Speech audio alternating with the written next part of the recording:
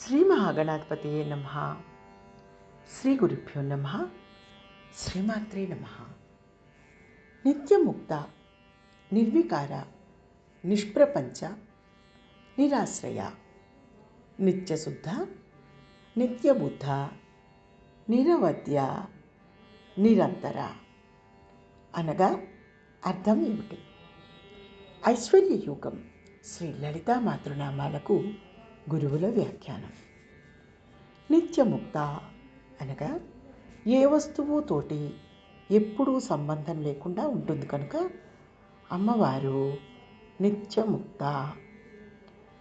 నిర్వికార అనగా వికారాలకు అతీతమైనది కనుక అమ్మవారు నిర్వికార అనగా తత్వాలకు అతీత, ఎల్లప్పుడూ ఒకే రకంగా ఉంటుంది.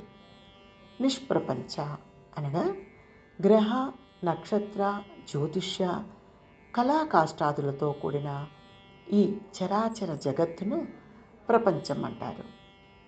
దీనికి అతీతురాలు కనుక అమ్మవారిని నిష్ప్రపంచ అంటారు.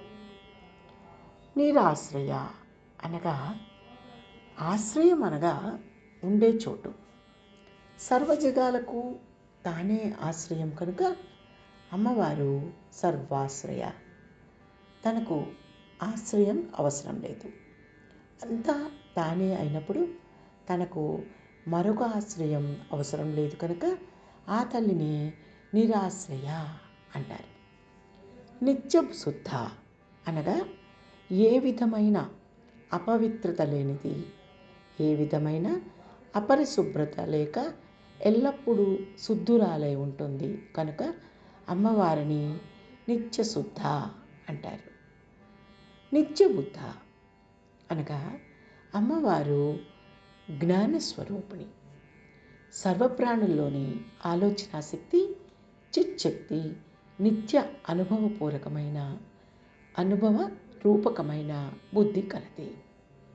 నిరవధ్య అనగా ఉత్తమమైనది, ప్రశస్తమైనది అనబడే ప్రవర్తన కల తల్లి నిరవధ్య.